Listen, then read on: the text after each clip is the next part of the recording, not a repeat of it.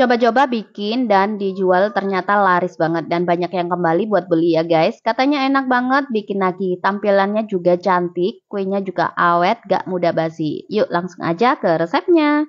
Pertama-tama kita siapkan panci di atas kompor, kemudian kita tuang 3 gelas atau setara 600 ml santan kelapa. Santannya ini aku dapat dari setengah potong kelapa utuh, setengah sendok teh garam, 1 lembar daun pandan. Karena ini aku menggunakan santan segar ya bun, jadi santannya ini kita masak terlebih dahulu agar kuenya nanti tidak mudah basi. Kita masak santannya ini hingga mendidih dan sesekali kita aduk agar santan kelapanya ini tidak mudah pecah. Setelah santan sudah mendidih, kemudian kita angkat dan tunggu hingga santannya ini dingin. Langkah selanjutnya kita siapkan wadah atau mangkuk.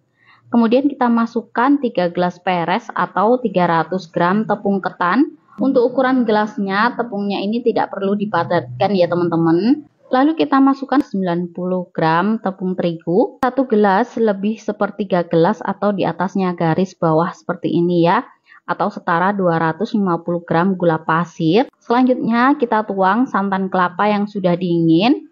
Ini kita tuang sedikit demi sedikit sambil kita aduk-aduk ya. Ini adonannya kita aduk sampai semua bahan tercampur merata dan gula pasirnya larut. Ini kita tuang santan kelapanya hingga habis. Setelah semua bahan sudah tercampur merata, kemudian kita ambil 100 ml atau setengah gelas adonan, ini sebanyak 4 kali ya. Ini adonannya aku bagi sambil kita saring ya teman-teman, untuk memastikan tidak ada tepung yang bergerindil. Nah seperti ini ya teman-teman pembagiannya.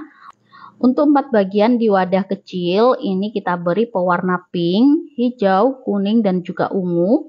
Kemudian kita aduk hingga warnanya merata. Nah untuk adonannya yang lebih banyak ini kita beri setengah sendok teh pewarna putih. Lalu untuk pewarna putihnya ini kita larutkan dulu dengan sedikit adonan. Setelah itu kita campur dengan adonan yang lebih banyak. Setelah adonan sudah siap, kemudian kita siapkan loyang. Kemudian kita olesi loyang dengan minyak goreng sampai merata. Di tahap ini kita sudah bisa memanaskan kukusan ya teman-teman. Kemudian kita masukkan loyang ke dalam kukusan yang sudah kita panaskan. Lalu kita tuang adonan putih ke dalam loyang sebanyak 125 ml atau setara setengah gelas lebih sedikit ya. Kemudian kita kukus adonannya selama kurang lebih 5 menit atau sampai adonannya ini set. Setelah 5 menit kita kukus, kemudian kita tuang adonan warna ya ke dalam loyang. Selanjutnya kita kukus kembali selama 15 sampai 20 menit. Setelah 20 menit kita kukus, adonan sudah matang. Kemudian kita angkat dan kita lanjutkan mengukus adonan yang tersisa. Untuk mengukusnya 2 lapis seperti loyang yang pertama ya teman-teman. Sambil menunggu kue matang, kita bisa menyiapkan 50 gram atau secukupnya biji wijen. Kemudian biji wijennya ini kita sangrai sampai kecoklatan. Setelah biji wijennya sudah kecoklatan, kemudian kita angkat dan kita tuang ke dalam nampan.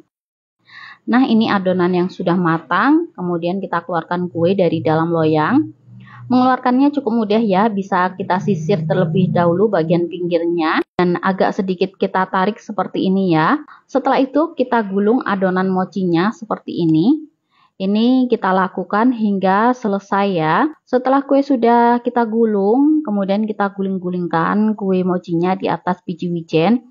Nah seperti ini ya jadinya. Setelah itu kita bisa potong-potong kuenya sesuai selera.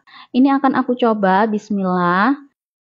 Ini kuenya enak banget ya, kenyal, ini manis, lembut di mulut. Jika ingin dijual kembali, teman-teman bisa bungkus kuenya menggunakan mika ukuran 5T seperti ini ya. Atau bisa juga menggunakan mika ukuran 7J seperti ini.